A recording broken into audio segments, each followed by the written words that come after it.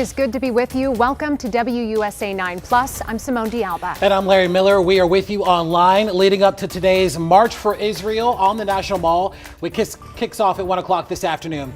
It's been 5.5 weeks since the Hamas terror attack inside Israel started that war.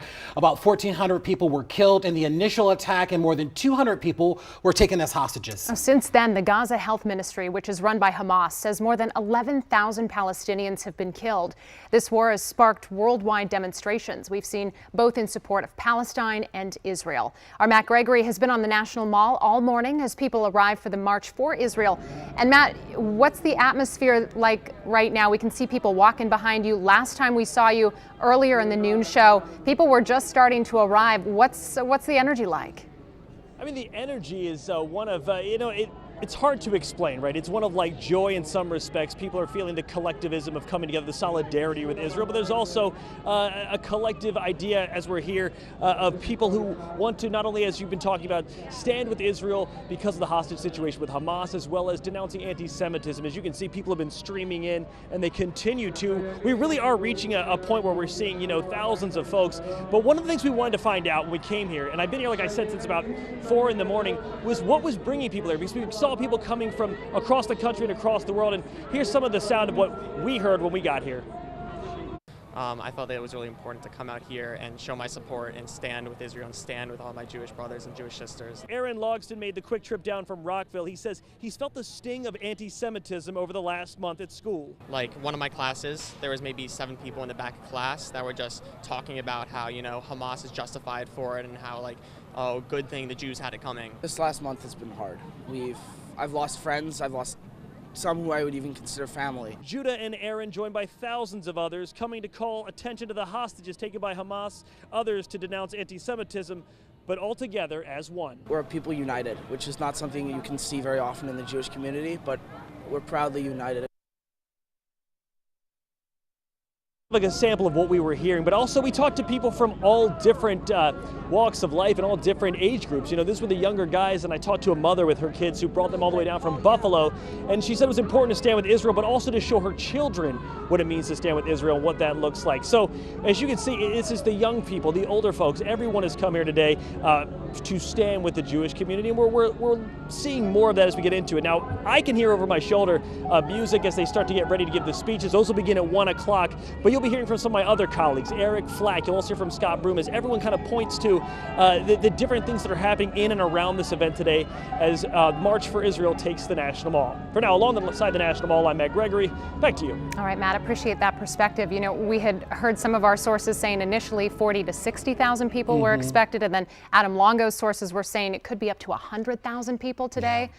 And you see them beginning to gather out there. Well, caravans of buses from all of our major cities have been making their way here to Washington. We've also heard of a number of flights that have been packed with people coming from the West Coast making their way here. I do want to piggyback on one thing that was mentioned by Matt Gregory, specifically as relates to the increase in anti-Semitic assaults that we've seen. The Anti-Defamation League noting that since the war began, 832 anti-Semitic incidents of assault, vandalism, and harassment have taken place nationwide, with an increase of about 316% during the same time last year. Certainly an indication of where things stand right now. Well, and to your point, we've seen polling in addition from the Jewish Federations of North America, who are the organizers behind today's march, for some context here. And they're making it clear that some of their polling is indicating 70% of U.S. Jews say they feel less safe since the start of this war. And so that's something we hear some of you saying at home, and we are listening, and we do continue our coverage today with organizers. Well, they've planned a slate of speakers for today's march. In fact, they do have 3 stated causes here today that they are out here. One is to support Israel. They're pushing for the release of the hostages, and they are trying to combat anti-Semitism. Yeah, let's check in with our Scott Broom. He is on the National Mall right now with more about how this afternoon's event will unfold. Some of the speakers, Scott, we understand include Van Jones, a CNN commentator, actress Deborah Messing, even family members of the 240 hostages. Scott? There's a lot of excitement and a lot of seriousness around these speakers for people who are arriving here this afternoon. I've been checking in on the security situation. As you may know, the Mayor Bowser, declared this a level 1 security event. That means that all of the federal agencies involved with security in the region are running an interagency operation to maintain security around here because of the high number of anti-Semitic incidents that the Anti-Defamation League has reported in the wake of the Hamas war. They say anti-Semitic incidents, including online hate, are up 400%.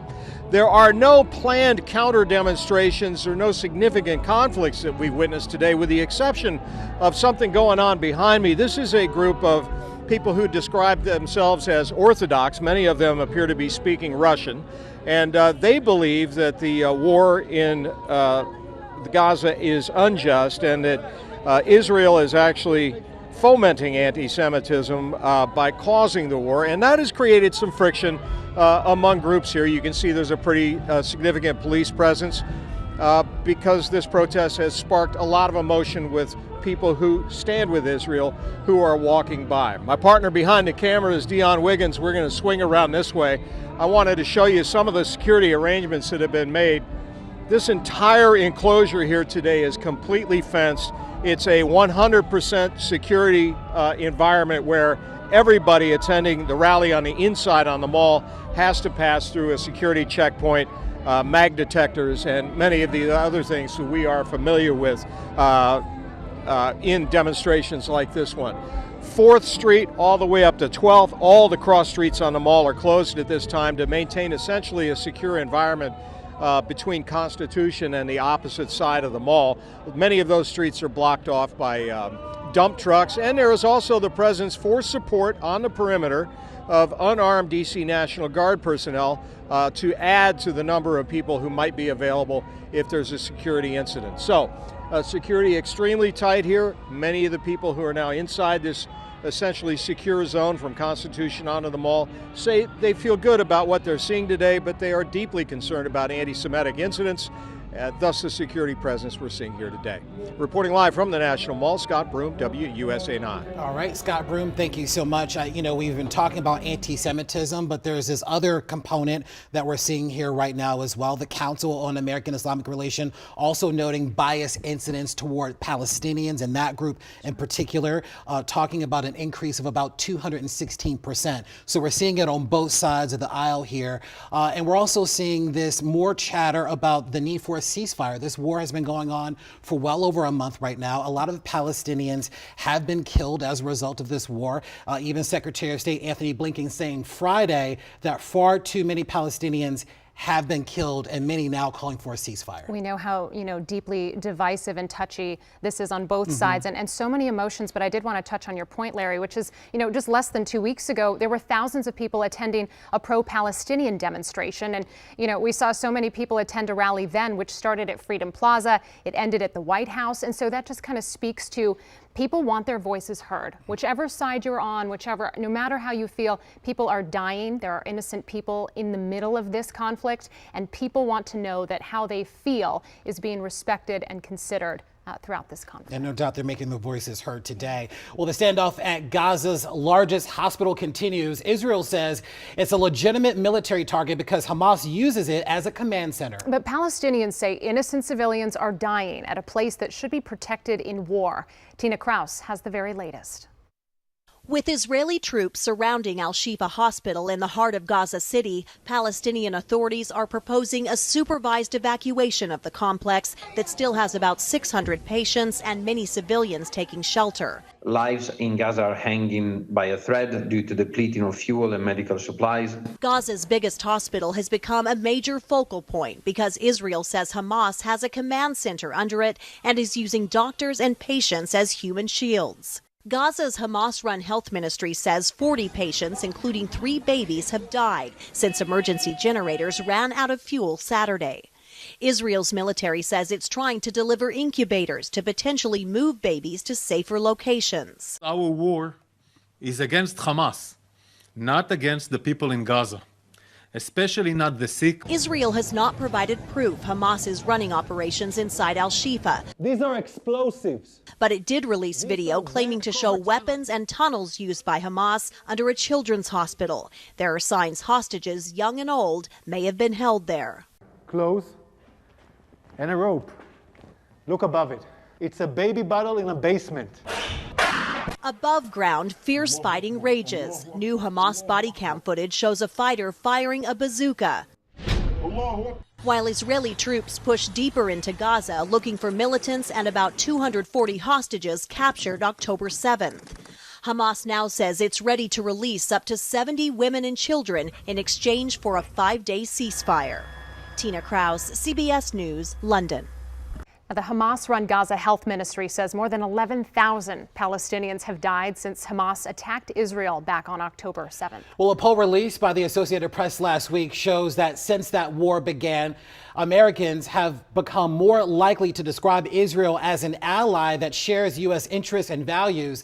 However, they're also divided over whether Israel has gone too far in its response to last month's attack. And while 44% of Americans now feel Israel is an ally with shared interest and values, that is up 12% from a pre-war poll, only 36% say it's extremely or very important to provide aid to Israel's military to fight Hamas. And 40% say Israel's military response in the Gaza Strip has simply gone too far.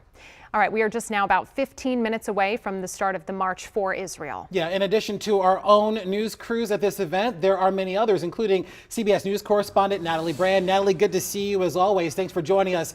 Tell us a little bit about where you are along the National Mall and what you're seeing at your location.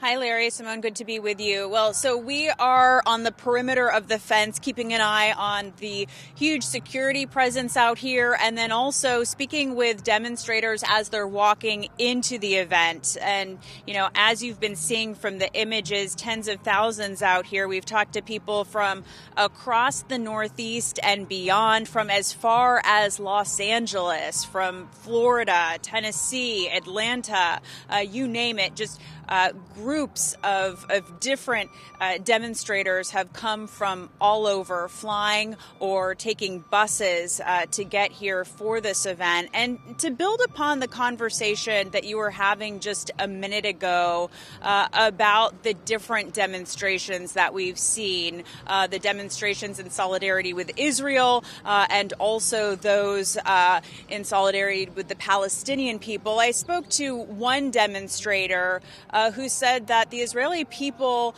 have the right to defend themselves from terrorism, from Hamas. And he told me he believes that the Palestinian people will be better without Hamas in the picture. And he also said his ultimate hope here and prayer is for peace for both Israel and the Palestinian people. So a really important sentiment just to keep in mind as so many thousands come here to stand in support with Israel today at the National Mall. And also, they say, take a stand against terrorism and against anti-Semitism. There's a lot of concern in the Jewish community about what they've seen in terms of the rise in incidents recently. And this is something that we know the Department of Homeland Security has mentioned a increased report of events, bias and discrimination against not only the Jewish community, but also the Arab community as well, which explains why we're seeing such a heightened security presence, not only police on every corner, but road closures, and as your other crew is alluding to, security to get inside. Natalie, you've touched on this to some degree, but why was it so important, so poignant for the people you spoke with from all across the country, from LA, Tennessee, traveling thousands of miles by bus, by plane, by train, to physically be here in the nation's capital today? What were they telling you? Yeah, well, one man from New Jersey here with his family said that he couldn't imagine missing this event, that there's been such turmoil in the Jewish community since October 7th, that he felt like this is the very least that he can do, to come here with his family and stand in solidarity with so many other Americans here at the National Mall from all over. And also important to note, it's not just members of the Jewish community, but we've seen other faith-based groups as well coming here to stand in support of Israel today. Natalie, I want to kind of get to the question about a ceasefire. I wonder if these demonstrations that we're seeing here today and what we saw even last week, we know of another pro-Israel demonstration that took place in Paris on Sunday. Do these growing demonstrations put any pressure on the administration to call for a ceasefire? Well, we know from hearing the president's own words very recently, he said that a ceasefire is not what they're talking about, that he has called for humanitarian pauses in the fighting to allow for humanitarian aid to get into Gaza and for innocent civilians to get out. So the White House has been clear that what it's calling for is for a humanitarian pause. That's something that, was revealed last week as a development and something that Israel said that it would implement. But when you talk about ceasefire, President Biden said that's not a possibility in his mind, that's not what the White House is calling for, but rather these specific pauses, a few hours in time, again, where aid can get in and innocent civilians can get out. All right, CBS's Natalie Brand along the National Mall for us today. Thank you. We appreciate your reporting.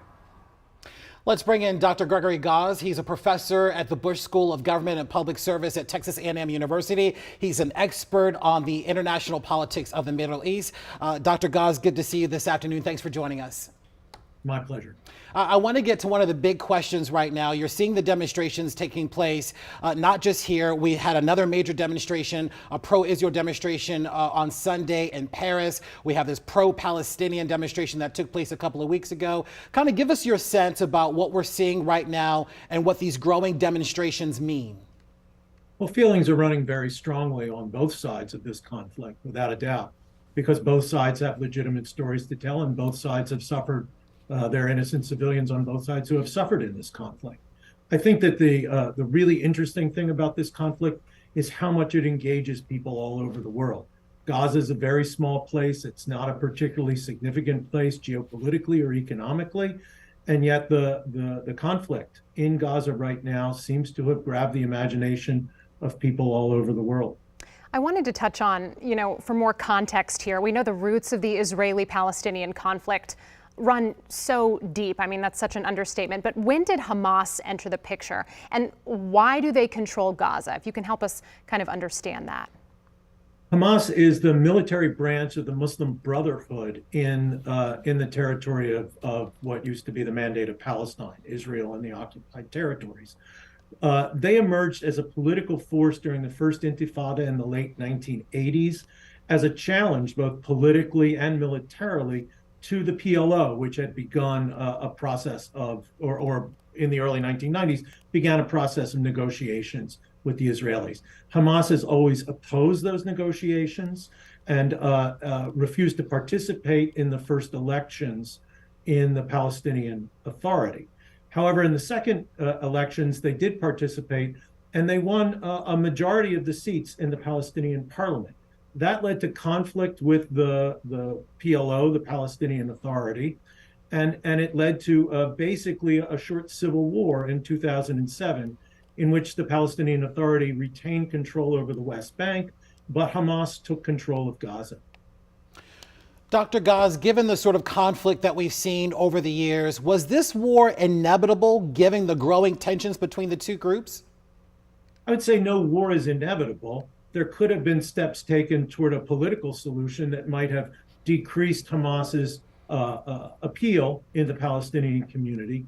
But without any movement towards some kind of political solution between Israel and the Palestinians, then these kinds of events are probably inevitable, although the severity and the tactics that Hamas used on October the 7th clearly are not inevitable. That was an excessive use of force against civilians that I think in the long run will probably harm the Palestinian cause. Well, I wanted to kind of, expand on your point here because, the big question is where do peace efforts not only stand, but where do they go? And is there a path forward? And I think back to what the Biden administration was trying to do and some administrations prior, which was to foster this grand bargain in the Middle East, some kind of normalization of relations. And so when you look at it contextually and looking forward, what kind of a path do you see? Well, there are two issues here. One is, will other Arab states normalize relations with Israel? The Biden administration was pushing very hard for Saudi Arabia and Israel to normalize relations, and there had been perhaps some progress toward that goal. That progress is now on hold and perhaps reversed. Then there's the more immediate and the basic question, which is between Palestinians and Israelis. Can there be some solution found to divide what was the historic mandate of Palestine into two states in which both of those people will have national rights? That, I think, is less possible than it perhaps was in the past because of political trends within Israel toward the right, and also within the Palestinian community, the strengthening of Hamas, the weakening of the Palestinian Authority. So I fear that the prospects for a two-state solution are probably further away than at any time in the recent past. Dr. Gaz, more than 400 federal employees have sent a letter to the administration demanding a ceasefire. The letter saying this, that was sent today: we call on President Joe Biden to urgently demand a ceasefire and to call for de-escalation of the current conflict by securing the immediate release of Israeli hostages and arbitrarily detained Palestinians, the restoration of water, fuel, electricity, other basic services, and the passage of adequate humanitarian aid to the Gaza Strip. There are growing calls for a ceasefire in the region, but it appears that this is sort of a delicate balancing act for the Biden administration. I think the Biden administration is looking for, in effect, a ceasefire, but not calling it a ceasefire. And I do think that the letter sent by the federal employees is an indication that public opinion in the United States, although still very strongly supportive of Israel, I think is less willing to see Israel as exclusively a victim in this conflict than might have been the case in the past. And that's a very interesting development coming out of the public opinion reaction to this war. Dr. Gregory Gaz, professor in the Bush School of Government and Public Service at Texas A&M University. Thank you for your time, sir. We appreciate the insight. My pleasure. All right, it is 12:56, and we know that the March for Israel is about to officially get underway at 1 o'clock. And so we're going to take you back out to the National Mall, where we know that Scott Broom, our reporter, is standing by there. And let's go ahead and check in with him, kind of get a feel for what he's seen in terms of the crowds here. We hear that they've grown in the last 20 minutes or so. Scott, good afternoon. Yeah, they're growing as we speak. A very steady stream of people continuing to arrive here at the National Mall. My colleague behind the camera, Dion Wiggins, can show you what we can see here outside the gates. This is a huge number of people that are walking towards a secure entrance where they will be going through magnetometers before going into the inside on the other side of the fence into an entirely secure zone down here on the National Mall. The size of the crowd for a lot of the people I've spoken with today is a reaction to and a demonstration of what they want to show is support for Israel in the wake of a lot of the protests, both around the country and around the world, in support of freedom for Palestine. So clearly a lot of the people who've come here today want to show that Israel has stronger support, they believe, here in the United States, and that is a lot of what this is all about today. There is also, I've spoken about a couple times today, anxiety about security, in particular because of anti-Semitic incidents, according to the Anti-Defamation League, that have been on the rise since the beginning of the war and the tensions around the war. This is a very secure zone down here. In fact, there are National Guardsmen who have been called out by Mayor Bowser to provide support on the perimeters. The Guardsmen I've seen today have been unarmed. They're largely dealing with traffic control, blocking intersections with some of their military vehicles, along with a lot of the city vehicles and snowplows that are being used to block off intersections of the cross streets of the mall here between 4th and 12th for this major rally event today. People are still arriving. They've come from all parts of the country, as we've observed. We've talked to people from Los Angeles and LA. We've spoken to people from Canada. Quite certain there are some folks here from other parts of the world as well. They're continuing to arrive, and no way to estimate the crowd. in any official sort of capacity, but here at 4th Street, as far back as at least 2 more blocks, it appears to me as though the mall is completely full, and by my estimate, that would be tens of thousands of people here at the beginning of this event, with many, many more still arriving. That's the situation on the National Mall in this Support for Israel rally. Scott Broom, WUSA 9. All right, Scott Broom, thank you so much. And, you know, we're seeing more and more people make their way to the National Mall, but the objective is clear. This is a march for Israel to free the 240 hostages that remain, and a march against anti-Semitism. And we did want to emphasize, too, Scott had touched on this, but parking restrictions, those street closures, they will be in place for much of the day. We have all of that information online at WUSA 9 if you have any questions about those. And keep in mind, you're going to see the National Guard in place around the city. Essentially, they're making sure, you know, safety is top concern. They're also helping to manage traffic. We've been hearing that congestion could not only be a major concern in terms of traffic, but also if you take the metro. Absolutely. So make sure you plan ahead for that. Give yourselves plenty of time to get to your destination. We'll be following the March for Israel all afternoon. Keep it right here to WSA 9 Plus for frequent updates. And we'll have the very latest from the March on Israel on WUSA 9 starting on the news at 4. Thank you for watching.